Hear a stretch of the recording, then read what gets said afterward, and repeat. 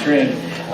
Welcome to the King Institute for Faith and Culture. My name is Martin Dodderwhite. I direct the King Institute for Faith and Culture, and I teach history at King just across town. I'm very glad to see you here today. I want to begin with a few words of thanks, and then I'll introduce Kate, and then we'll talk for a while about some issues related to her work connected to our mission of discussing the intersections of faith and culture, and also this year's theme, Remembrance and Hope. So first of all, let me thank a few people. First of all, thank you for being here. I'm delighted to see you here. This is your last chance before the next snowpocalypse hits Bristol. So on your way home, after the evening talk, pick up the milk and bread, and you'll enjoy the next few days. I'm very grateful to Central Presbyterian for so graciously hosting us, as they have already this year, and indeed will be again on February 25th. Our next event is going to be here at Central Presbyterian. This will be Holocaust survivor Esther Starobin, who is part of the Speakers Bureau from the United States Holocaust Memorial Museum in Washington, D.C. I hope you can join us for that as well. So I'm very grateful to Frank and Ann and all the congregation here. I want to thank especially the administrative assistant for the King Institute is Ivy Ritchie, who is a remarkable human being and better at every bit of this than I am. And I'm grateful for her. Also, my TAs who are walking around in King t-shirts. And if you need anything, find them. Rebecca's there at the back. And Jordan is someplace. And Tyler will be here later. And Stephen, I'm very grateful to all of them. To Laura Ong for driving a van from King. The many people who are donors and supporters of the King Institute have made this possible. And I'm grateful to all of you. Some of you are here. And I'm very thankful for all the support you offer. And for this lecture in particular, we're also grateful to the Frederick Buechner Center. Frederick Buechner Center sponsors this annual event, the Frederick Buechner Lecture at King University. Our association with the Frederick Buechner Center goes back to 2007, when Dale Brown came to King to teach English and to found the Buechner Institute for Faith and Culture. He was something of a protege of Fred's, and he wrote a book for Westminster John Knox Press, you may be aware of, called The Book of Buechner. Dale started the series in 2007-8 with giving us a format that has been successful ever since, and giving us a unique combination of addressing both campus and community, and for that we're grateful. But he also founded the Institute in the spirit of Fred Buechner, one of America's best-loved spiritual writers and most prolific. If you don't know Fred's work, you should. He published fiction, sermons, theology, memoirs. His novel Godric, for example, was a finalist for the Pulitzer Prize. It has a tremendous modern relevance. It has inspired generations of modern readers, in spite of the fact that he wrote it using only words of Anglo-Saxon derivation to match his saint from the 11th century. Buechner also is well known for his memoirs.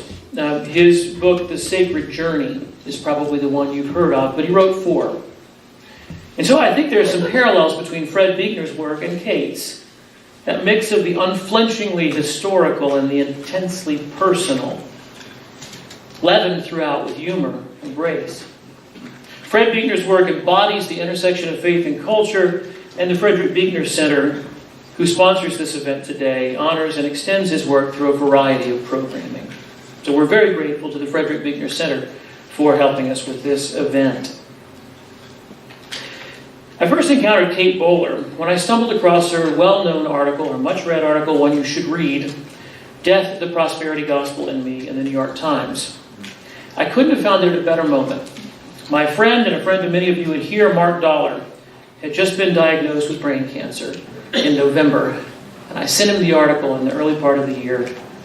And it helped him, and I think it also helped me to process a diagnosis that I was not ready for with this friend of mine in his late 30s.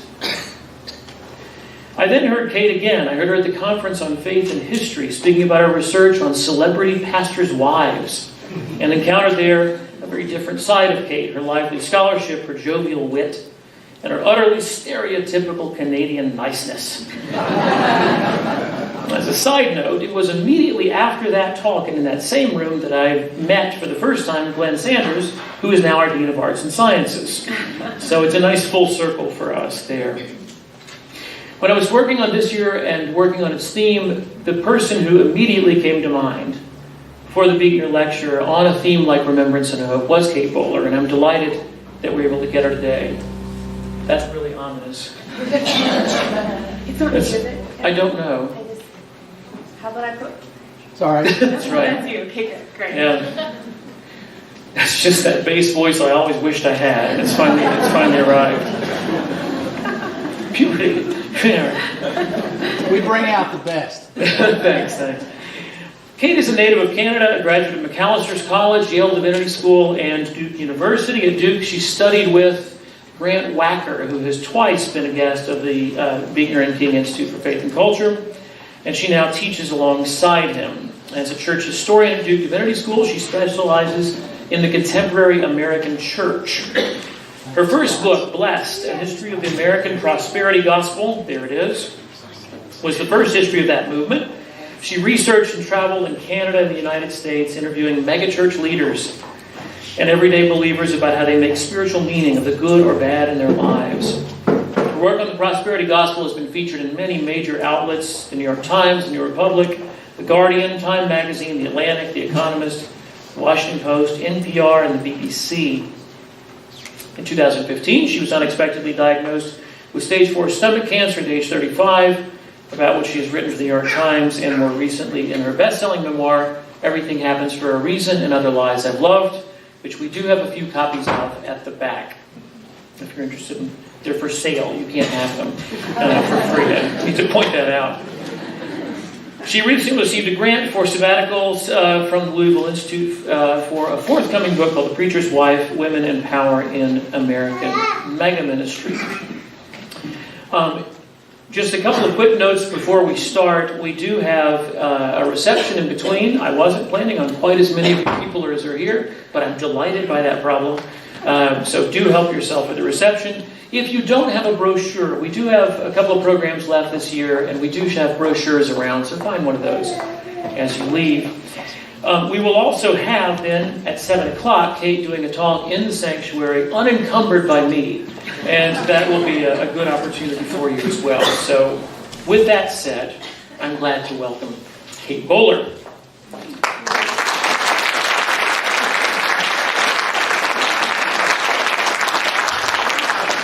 I feel like we got really specific. It was June 16th, 1980. Kate came into the world. I wanted to be sure your age got in there. That was really good. So, I want to begin with the question of Canadian niceness. A hypothetical: if an interviewer handed you 3 sheets of paper, say 20 minutes before you were on the stage, and said, here are your questions, Sure. Would Canadian niceness extend to this hypothetical person, or just pure rage? As long as every fourth answer was Trudeau. Or peacekeeping, I'm sure. Right. I'm sure that'll be the case anyway. That's good. Well, what I want to focus on at this time is the intersection of faith and culture in your work as a historian and as a writer. With particular attention to our theme, Remembrance and Hope, it seems to me that you do 2 things: work as a historian and work as a writer of memoir, that both address this theme, and I want to see if we can dig that out a little bit.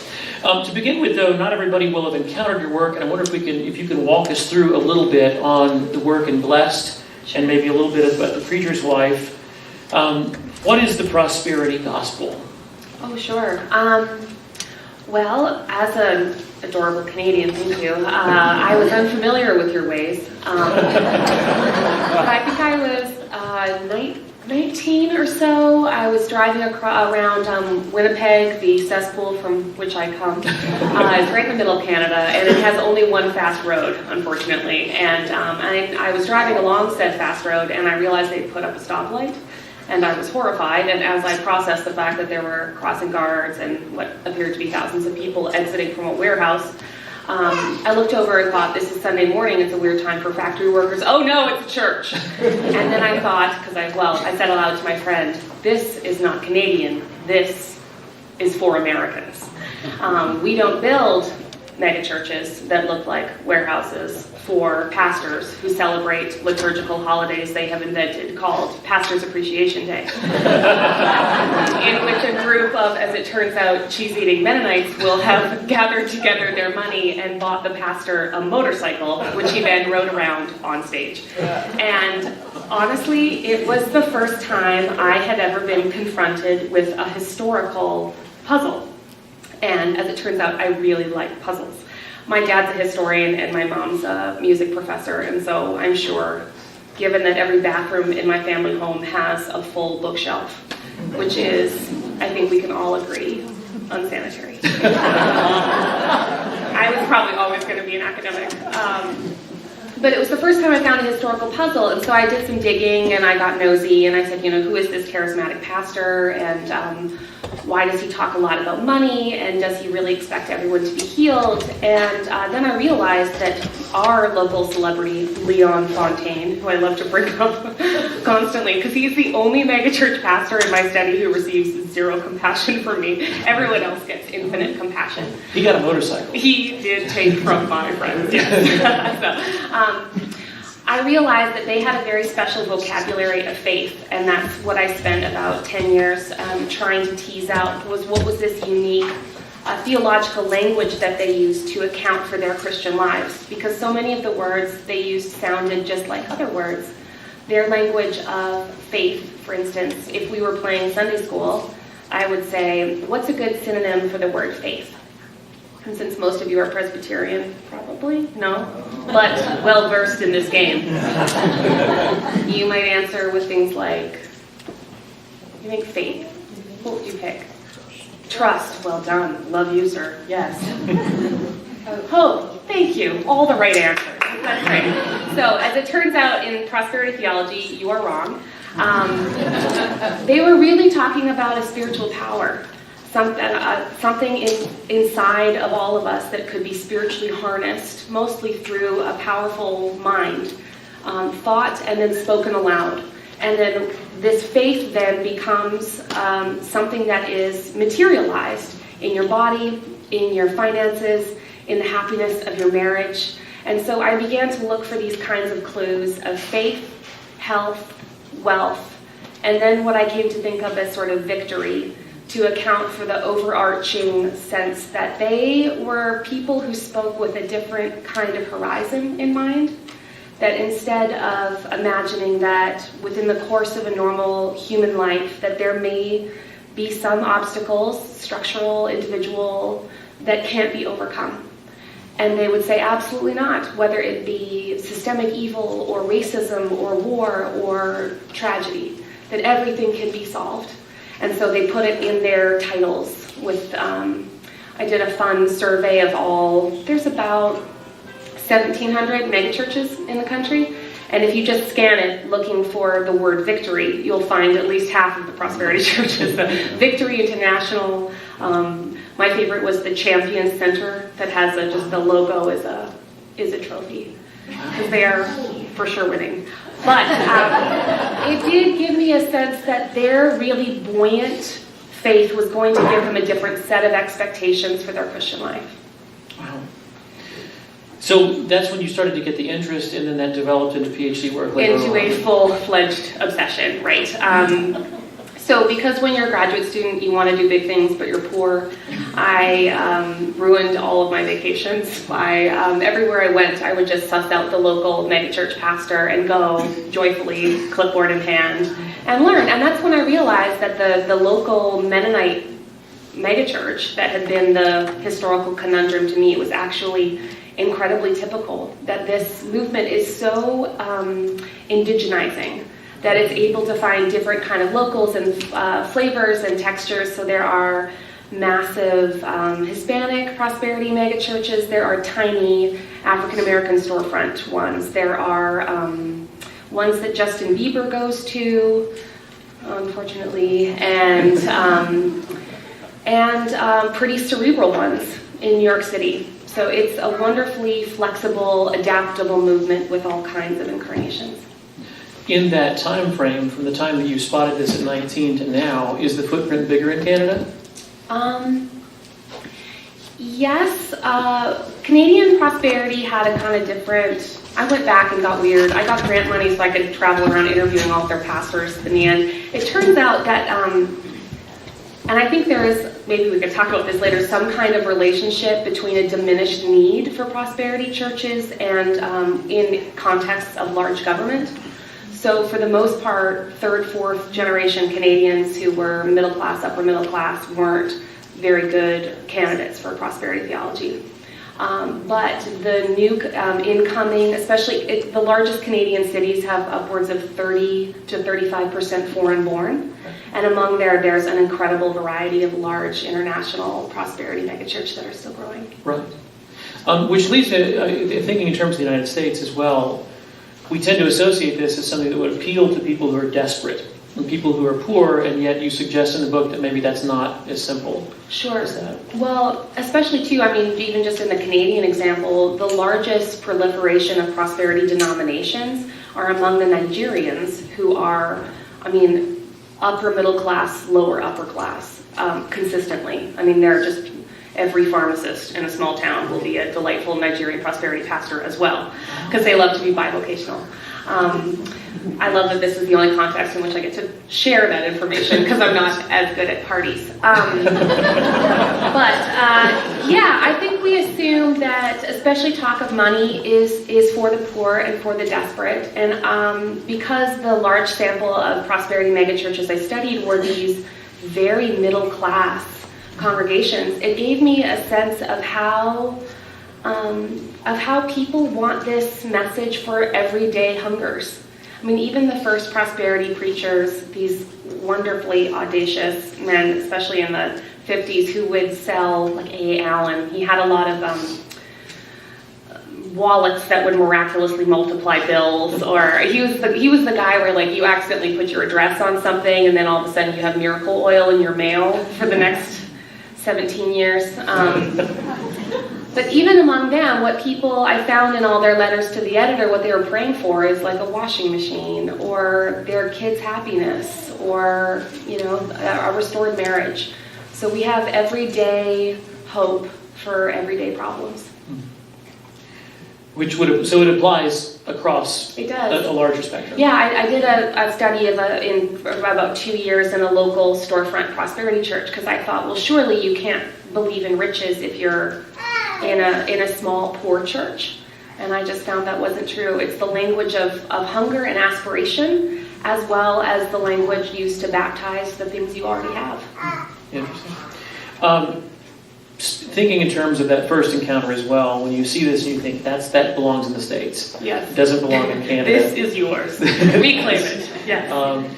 The people you mention in the book are not all Pentecostal, which was interesting to me. We find people like Russell Conwell. Yeah. I went to a school named for him, which is a little uncomfortable reading the book, but that's all right.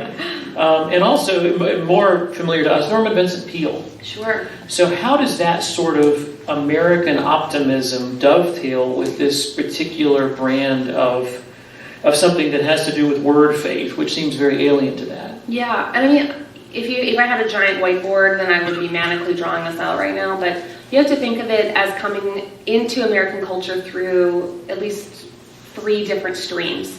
The first is this rarefied movement called New Thought that develops in the late 19th century. And this is always the point where my husband nods off. But mind cure and New Thought was this belief that the mind was this incredible spiritual powerhouse, and that if you tapped into spiritual realities, and this is, of course, at the same time as people are thinking through the placebo effect or hypnotism, or there's a number of religious movements that begin to think, well, maybe the most important thing in Christianity is actually not the heart.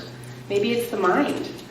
And so you have a whole religious stream that it really bleeds into popular culture, mostly through magazines, like Good Housekeeping, it's like the first to say, we really need to teach women the power of the spiritual power of their mind.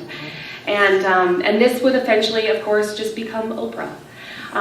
So it goes into this, everyone will have their aha moments. And so one stream becomes the popularization of New Thought.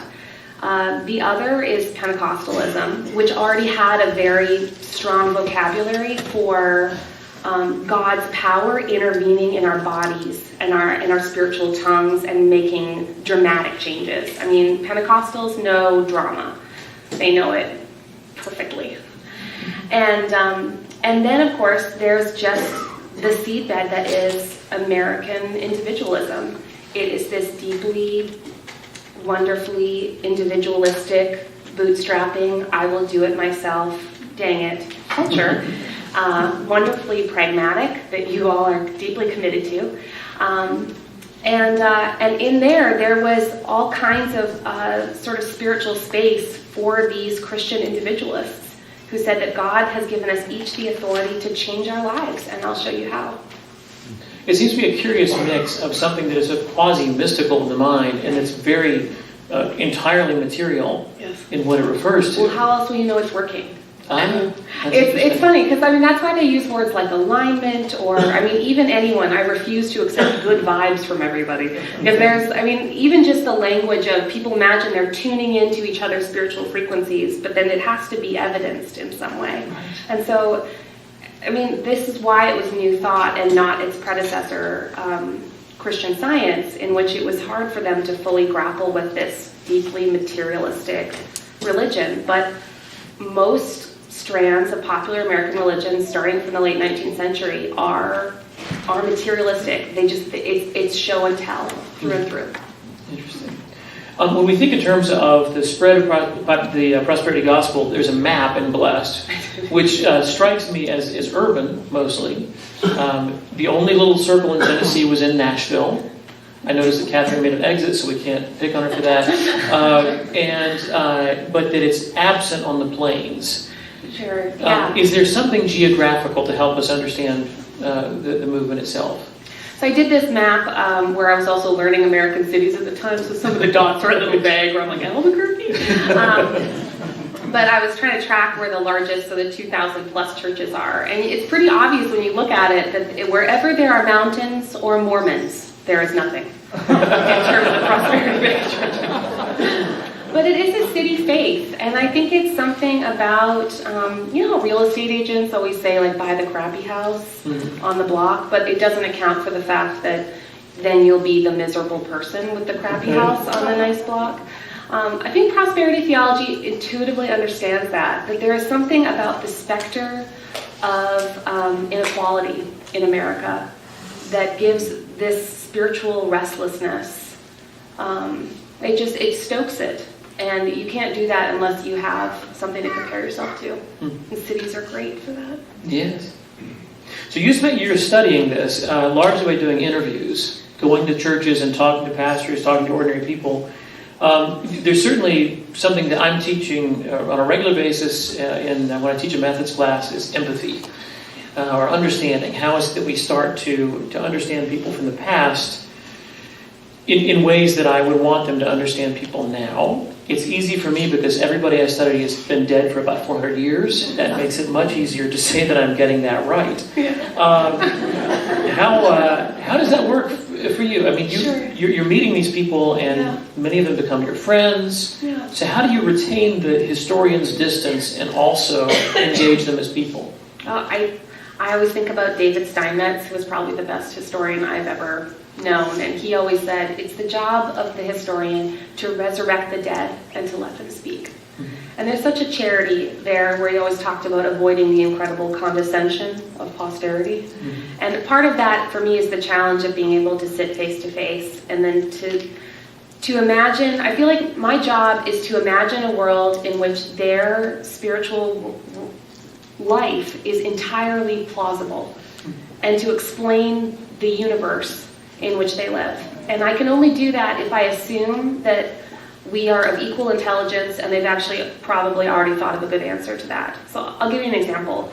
I was interviewing, so I was part of that little storefront prosperity church, and I was kind of confused that they were so into faith healing when Durham is also called the city of medicine, and most of the people in the church who had good jobs were nurses or, various kinds of hospital workers. And I thought, well, that's weird, right? One, because why don't you just get access to the care that you have here at your place of employment? But also because I realized in doing the interview, there's so much prohibition against negative speech. So like I said, when they believe that you're harnessing spiritual power, you're able to speak it into existence. So if just like God said, let there be light, and there is light. So too, they believe that regular people have that ability. So that's why they might pray to materialize a car, or like a friend in a prosperity church will have me put the check in the tithing, often bucket, but basket, so that I can learn. And I'll also see on the memo line that she'll write, "Money cometh unto me," so that when the bank teller reads it, she'll say, "Money cometh unto me," and positively proclaim on her behalf. Like all kinds of kind of creativity around wanting to multiply those positive words. So I'm doing this interview and I'm realizing, well, crap, your job is also to diagnose people. So how do you do that? Mm-hmm. That would be negatively confessing, like, oh, you have cancer. So I said, well, how do you handle the fact that part of your job seems to be kind of scripturally for you prohibited? And she said, well, we like to say, the scans show you have this. And then once the doctor will leave the room, she'll be like, but God says. She does kind of have her moment. But had I not been able to enter into that with the kind of plausibility, I wouldn't have gotten the rich answers that I did. And so I was kind of awed, frankly, by their ability to sort of make their faith so particular. And I have to say, the most inspiring thing about being around prosperity folks is that they really act like they believe that God is just about to surprise them. And not in that kind of like God in every empty parking space kind of way in which you're so delighted. But they really anticipated worship with such joyfulness that I tried to figure out what kind of emotional and spiritual life could someone like me live into if they were being formed by such a community. So I find moments like that really help offset the number of times you're sitting across from someone with bad hair plugs who's asking for financial donations. Right. Just checking my... they're not working yet. New day now. So how do they respond? You comment in Everything Happens. You talk a little bit about the correspondence you've had with some of these folks. How do they respond to Blessed? Yeah, well, it was... I tried really hard every time I wrote something, especially about a particular person, to give it to them for comment. The problem is I had a lot of grand dreams for what they call collaborative ethnography, and then I realized, in part because of this prohibition against negative speech, that they neither wanted to be caught saying something negative, nor did they want to correct me on what I was saying. So I found that the most loving among them would just say, Kate, God has given you many gifts. I'm so happy you're here. Bless your heart. And they just wanted me to do that kind of work on my own. So my more kind of intimate relationships, I found they didn't actually want a lot of feedback. But the people who run their own media, so the Joel Osteens of the world, those people are, they rarely give interviews that they don't control. And so I found that I was much freer to say things I wanted to say because they were not super interested in reciprocity. Right. That's interesting. They sound like good reviewers. If I'm going to have a book, I'm going to submit it to some of these people. I wonder, as you went, you say you found this appeal, the anticipation, the joy in the worship. I was thinking about the end of Salvation on Sand Mountain by Dennis Covington. And he's going and he studies the snake handlers, and at the end he suddenly gets caught up in the moment and he handles a snake, which I don't think you did. But I'm wondering if you had that kind of pull into the community. Yeah, absolutely. I mean, it was a terrible coincidence that by the time I was really supposed to be writing up my dissertation, which many of you might know that there will always be a horrible moment of your life in which something dramatic is expected of you, and mine was supposed to be 300 pages of dense and exacting prose. And at that time, what I didn't know is that I had some kind of joint disorder where just all the sitting and typing had created nerve impingement. And so all I knew is that very suddenly I had almost entirely lost use of both my arms. And it went from just like cheerful typing to slow, and then it was just limp. And so for over a year, I went to dozens and dozens of doctors. And they tried, some surgeries, and all of it was absolutely miserable. And so at the very same time as I am in Israel following around Benny Hinn, who is one of the more dramatic faith healers, with like occasional double arm casts, just like moths to the flame for other people. It was emotionally exhausting for me to always feel like I was failing the proof texts of everyone else's faith. It was, of course, I think, instructive for me to know what it's like to be on that side of the spiritual equation. But I did find myself, so they do these kinds of like spiritual inventories. So basically, if something's wrong with you, the assumption is there's something wrong with you, and that they're going to sort of suss out the cause. And so I'd have all kinds of people on long bus rides or something just want to dig into my spiritual autobiography and see if there's something I've done. And I mean, I'm a person of faith. I try to be existentially curious at all times. And sometimes it was hard to kind of, as they're like rooting through your past, it's hard to not think, how did my life fall apart so quickly? And be really starving for that same validation that they seem to get when they have found their miracle cure. So I let all kinds of people pray for me, and every now and then I was like, God, even if this is dumb, this would be so great.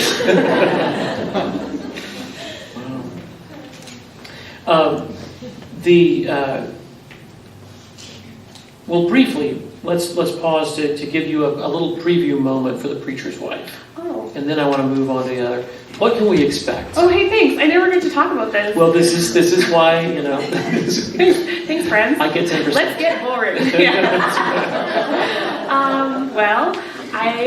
So I haven't done this, so I'm not going to be very succinct. I just wrote a book called The Preacher's Wife about the women in popular ministry. I was really surprised that if you go to a Walmart or a Target, every cheap paperback, other than the occasional T.D. Jakes or Joel Osteen, is going to be by a woman. And it's going to be by a woman who's usually in a tradition that doesn't affirm ministry. So then why does she seem to have the biggest ministry or ministries in America? Cough, cough, Beth Moore.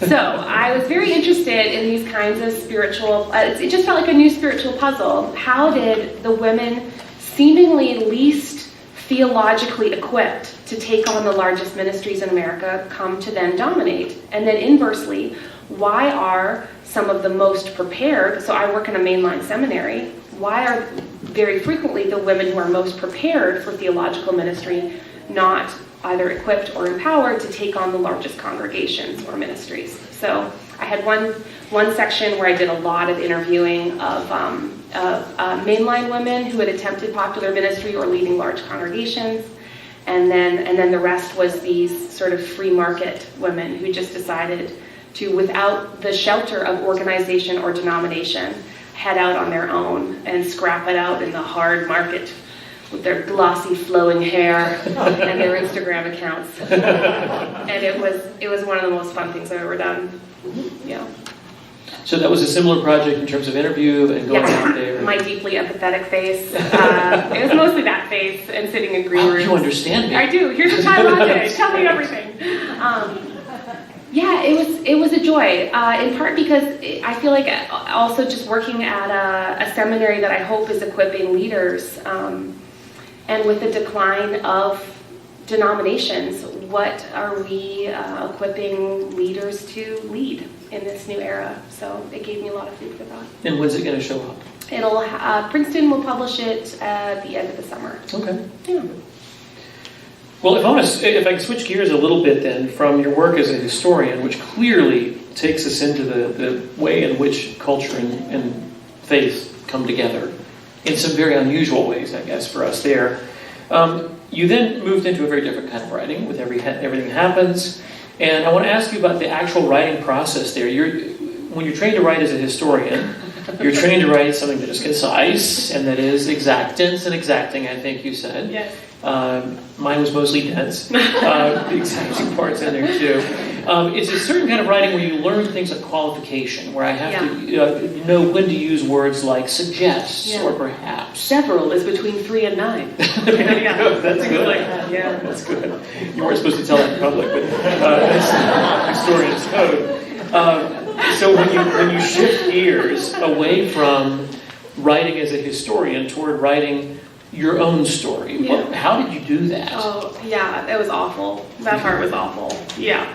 I think in part because you're socialized into a no one cares about your other stuff. I think maybe some of the limitations of hyper specialization is that we learn one thing. So you heard it, that's what I know. There is nothing else here. I know 2 things now. And a couple lectures about the Puritans for Duke Divinity School. And so I think it was very intimidating to think that I could write about something else. But to be honest, it was the urgency of facing death. Mm-hmm. And I lost most of my pride pretty quickly. Right. So then I did a lot of crying into a laptop in an open field. And I wrote. That was my process, for real. I wrote, Collegeville, there's this lovely monastery in rural Minnesota where it's like a mid-century modern paradise, but it also hosts outdoor xylophone band camps in the summer. So if you too would like to write to the sound of I highly encourage it. But I applied for one of those writing seminars because I figured if I write and it's only for a week and it sucks, no one will know. So I did it and then hid my light under a bushel for a while because I wrote it for me as a kind of catharsis to really try to do the theological archaeology I wanted to do. I wanted to figure out, how had I come to this belief that my life was always going to work out and that somehow I was special. And hadn't I been better than that? Hadn't I just written a book to explain the history of that? So I was trying to get real, and writing is the only way I know how to do that. So what spurred you to put it out publicly with the New York Times article? Well, that was a terrible idea. That was a bad choice. I was very sad. So I'd just been diagnosed, and I couldn't believe how it felt to be a normal person. One day I was a totally normal person, and the next day, all of a sudden, it felt like I was behind plexiglass. And everyone was on the other side, just with what I come to recognize as Cocker Spaniel face, where they just tilt their head to the side and look incredibly sad for you. You can always tell in passing the peace at church when they're just no, and they know, and it's horrible. But I'd never been that alone in my life, and I couldn't believe how quickly everyone was rushing to try to explain me. Why are you 35 and you're probably going to die this year? And so in that loneliness, I was pretty overwhelmed by this new role and the feedback I was getting, and I will admit I was pretty angry. Because I thought, I'm not that hard to relate to. Why can't we just be the way we were before, where I have a problem but you love me? That seems like a good start. But I didn't realize how thick the scripts are for suffering people, that people really only want you to say certain things in a certain way, and that maybe just because I'm female and already socialized into it, that I was already really good at it. I was so grateful. Thank you so much for your prayers. And then privately, I was livid to be this alone. So I wrote this piece, which I did not title Death of Prosperity Gospel, and they titled it.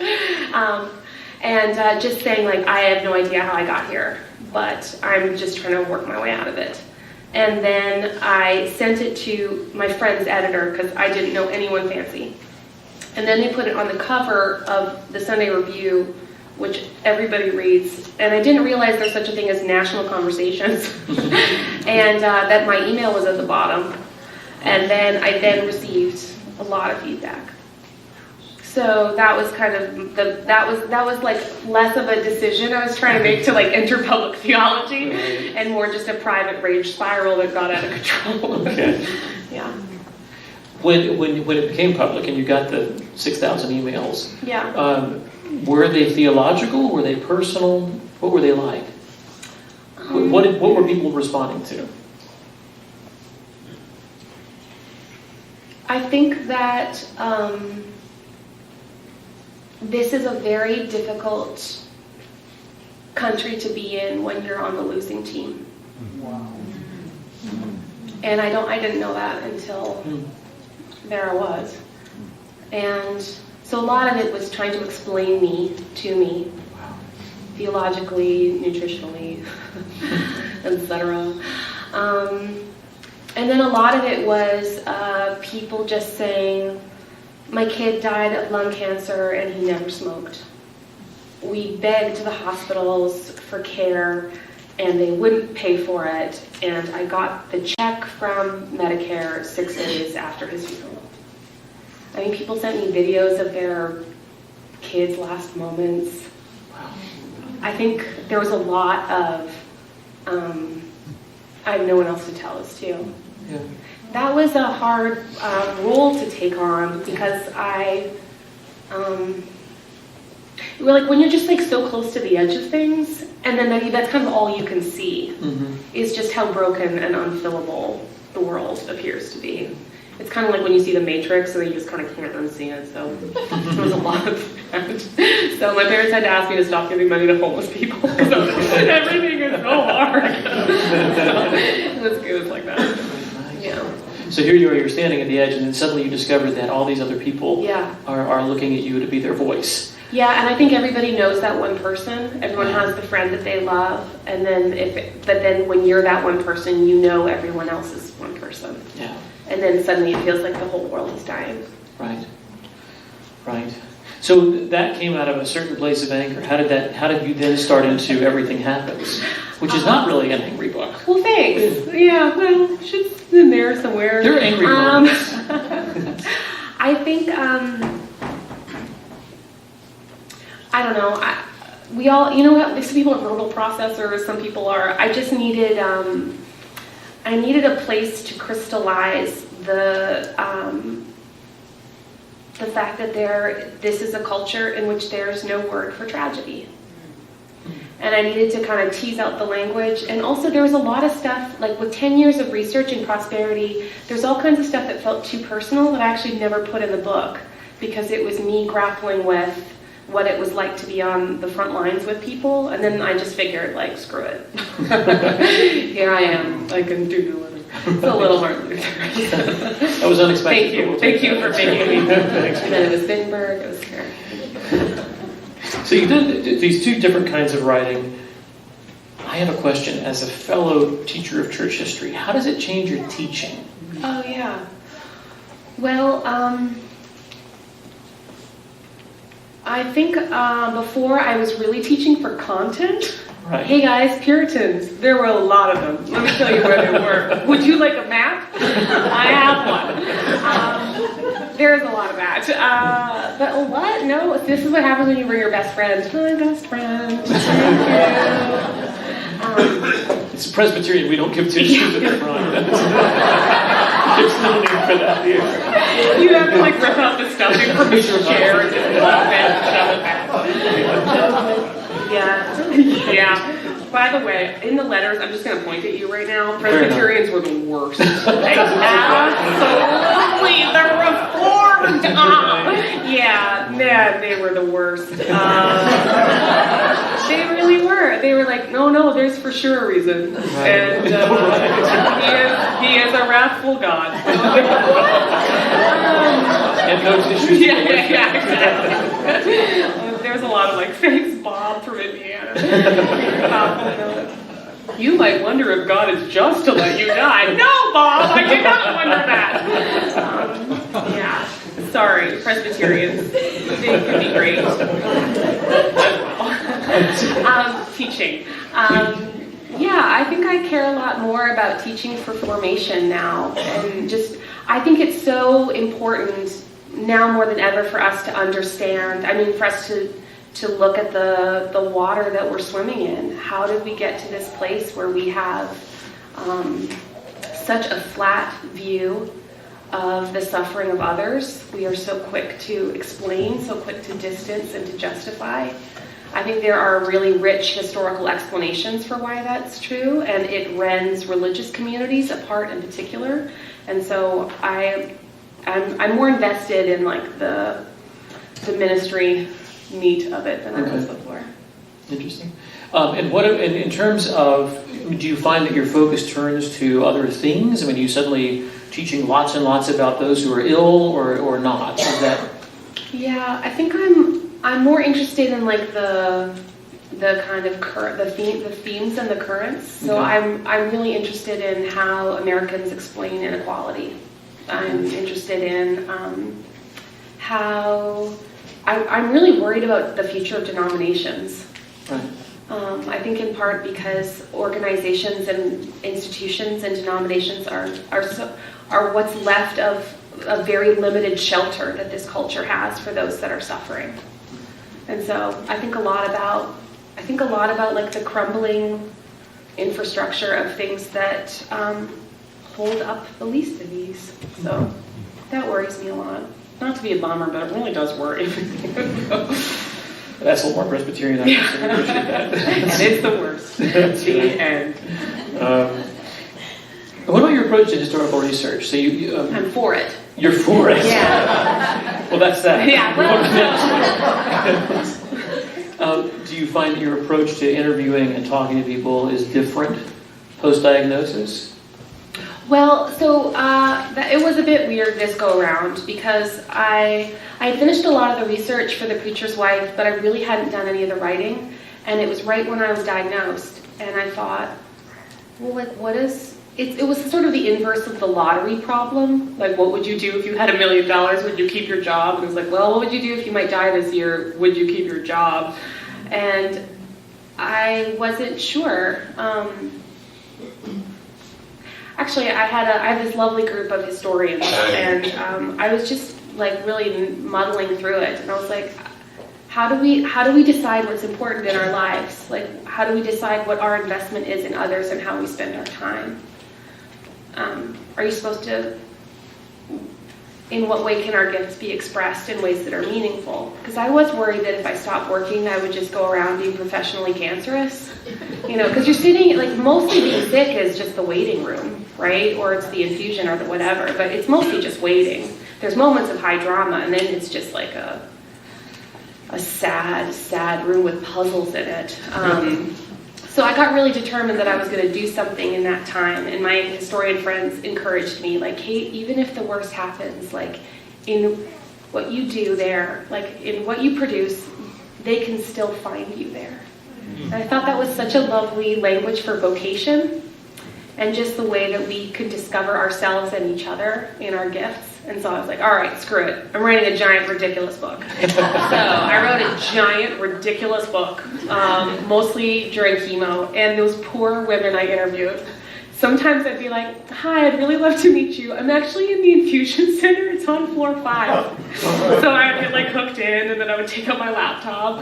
I interviewed a lot of people that way. Turns out people will tell you their stuff if you're willing to show them yours. So, yeah, I was like, well, life is really hard. Go on. They were really, really fun interviews. That's interesting. As a church historian, we find, I teach a big survey this very semester, and in the course of that survey, every historian does things differently. We all find different things that interest us along the way, and in fact, recently I was just doing Polycarp of Smyrna last week, this 86-year-old martyr in the city of Smyrna, and here he is in Smyrna, and I was thinking about doing this today, and I thought of Polycarp saying, "Away with the atheists," pointing at the crowd of Romans around him, and instead of him going to his death, being given a new Buick, which he might have been done in the prosperity world. And it shows me this sort of disjunction. But it also suggests to me that there's a great deal of resource in the Christian tradition for suffering. And I'm curious what sorts of things have become those resources for you. You mentioned in The Martyr's Mirror, on every Mennonite table. I'm guessing that has not filled the long hours. What are the resources that have stood out for you? What he's referring to is I come from this super bummer Mennonite background where they just love their martyrs so much that they collect anthologies of when things went badly for them in the 1600s. And with great woodcuts. Yeah, exactly. Really gory pictures. There's always like a Piotr doing very badly. Yes, they have. And that's been part of the joy of being from a faith tradition that understands that we are supposed to suffer together. So I've really especially loved being Mennonite recently. But in part, I guess it's been trying to lean into Lent a lot. Because that was especially the first year, the time in which I was the most angry. I thought, like, this is our prep time. This is the moment where we're all supposed to practice facing down the darkness together. So why is everyone constantly forcing me to skip ahead to Easter when right now I just need those who walk with me in the darkness? And so I love people who can offer that dual language of the kingdom of God being here and not yet, and not even quite enough. So people like Jan Richardson, I was trying to think of her in the green room because she's got this incredibly textured language of blessing that isn't like, bless you, you'll be fine, which is so much of what our language of uplift typically is. It's language that can, it's distancing. And Jan offers the kind of even so language. Even in the darkness, even in the worst, even when there is barely a candlelight to see by. Even so, Lord Jesus, come. So, yeah. I'm into the bummer seasons, I guess. And church history is full of those. It's pretty depressing, sure. There was a recent volume about early American history that reduced most of it to cannibalism. Did you read that I didn't one? read Yeah, I was so happy. That's not the resource I was expecting. What was that? Wow, Kate came across as really pro-cannibalism. Just for the record, no cannibalism is being approved. Well, we'll see with the food. That's true. You said there wasn't enough. That went dark really fast. Really dark really fast. I think it was good. You do have that image, a great image of going to the Bible Land, whatever it is. The Holy Land experience. Where there's the 1 o'clock crucifixion, the 3 o'clock resurrection. Well, it's really sweet. It's right near Disney and the Harry Potter world. You can also walk where Jesus walked if Jesus went to Central Florida. And it's actually quite sweet. It was bought and built by this lovely Baptist minister who really did want people to have a very sincere experience of faith. But then it was purchased by Jan and Paul Crouch, who are like two of the most intense prosperity televangelists, who mostly added cardboard cutouts of Jan Crouch, who, if you've ever seen her, has about 2 feet of purple beehive. It's just a lot of cardboard cutouts of her gesturing to where you could buy things at the frankincense and myrrh store or eat at Esther's banquet table. And, I thought the crucifixion went well by dramatic standards, but honestly, the resurrection was a bummer. It was mostly fog machines and mirror displays. A little too 80s heavy metal. Yeah, but very movingly portrayed. Very movingly portrayed. It's closing out. I didn't follow that. I mean, I just had fog lights and all kinds of things. As I move a little bit to finish up, I want to think about the theme of remembrance and hope. Remembrance is something that historians always do, and that I think has certain theological overtones. Yeah. Certainly writing your own memoir has some of that. How do you find hope in that remembering, in that process, whether it's a historian, whether you're teaching or writing, or in your own process of writing your own life? Yeah. How do those things? How does the hope come out of the memory? Because memories are so often painful. Yeah, and I was thinking a lot about hope lately because I felt, I did a lot of like trying to live in the present, and I was talking to my friend, I was just writing about this recently because I was trying to figure it out. I was talking to my friend Warren Smith, who is also a patristics guy, and I was like, yeah, I just really want to live in the moment, and God is here, and blah, blah, blah, and he was like, yeah, Kate, that's, it's mostly what you're describing as stoicism. It's also a heresy. So, he was very gentle. He was totally right about it. Yeah, and I kept thinking, you're right. Like, the bit about trauma is that you can either feel like you're living in a loop of the worst moment, or possibly worse, is that life is only a flat line. And there can be no surprise, and there can be no awe, and there can be no joy, because things can never be as they were. And then it really challenged me to realize that hope didn't necessarily mean that it means everything's a progress narrative and it will always get better, but that it can be the gift of what God may yet do in the future, appearing by reminding us of where God's been in the past. And so I've tried to be more reflecting of the moments of genuine surprise that God gave me, even in the worst moments. And so in writing about it, I remembered, like, the scariest moment for me was walking into the chemo center for the first time, and I thought, they're going to put that poison in my veins, and I'm never going to be the same again. And I'm going to be sick, and I'm going to be someone else, and I'm just going to be someone with cancer. And it, like, scared the crap out of me, like, ontologically, like, I'll be a different person. And then I went in, and I met this, like, adorable nurse who looks like Anne Hathaway, named Meg. Meg and I vacation together now. The Meg was light and joy for me in a dark place. And I thought, like, yeah, that's right. Sometimes you walk in with only fear, and then you find a Meg. And that, to me, is God just, like, scattering all these little breadcrumbs throughout our lives. That feels a little bit more like realistic hope to me. Okay, no more clears. Maybe they're breadcrumbs like Hansel and Gretel following you to something better than a witch's house. To something true. Yeah, I realized. Yeah, the analogy was going bad, and I couldn't pull the plug. I had to go there. You're like breadcrumbs leading to yeah. All part of the service here.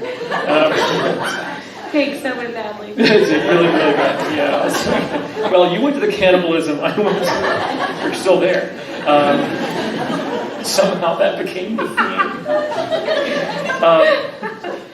Fred Buechner, in the phrase that I used when I put together, it was we were working the press release for this. I was reading through the Sacred Journey, and I found this marvelous phrase from Buechner, which is this: through flaws and fissures in the bedrock hardness of things, there wells up from time to time, out of a deeper substratum of reality still, a kind of crazy, holy grace. And it seems to me that that's the breadcrumb that you're thinking of. Can you give us a moment or two of that you've experienced? Because before I really always thought about life as a ladder, like just, you gotta just keep climbing. And that's partly how I endured hard things. But it's hard when what if before was better. So I try in every day to find a moment that feels so grace-infused that I just need to stop for a second. And usually it is, I'm trying to do laundry, and then I'm realizing that my 5-year-old is simultaneously undoing whatever I am doing, and that he has built a fort out of the things I have carefully folded. And then as I try to pull him out of the wreckage, so he's looking up at me with such intense delight. And then I realize I have raised a puppy and not a boy. that I can't believe how lucky I am to be his mom. So I try to do that every day. To be honest, I am going to see the largest guitar, the country's largest guitar. I heard it's in this area. It's pretty impressive. On my way up, I stopped at North Carolina's largest milkshake. And that sounds dumb, but I am so grateful to chase delight. And superlatives. Yeah. Largest, Largest, yeah. smallest. I have seen the smallest Paul Bunyan, and it was unimpressive. But chasing delight is a great phrase, I think, to sum that up for us. Tonight at 7 o'clock, you'll get to hear Kate on her own. Her title is Living Between the Possible and the Impossible. We will convene in the sanctuary for that. Please stay for a while, have something to eat. If you want a book, there at the back. And please join me in thanking Kate Bowler.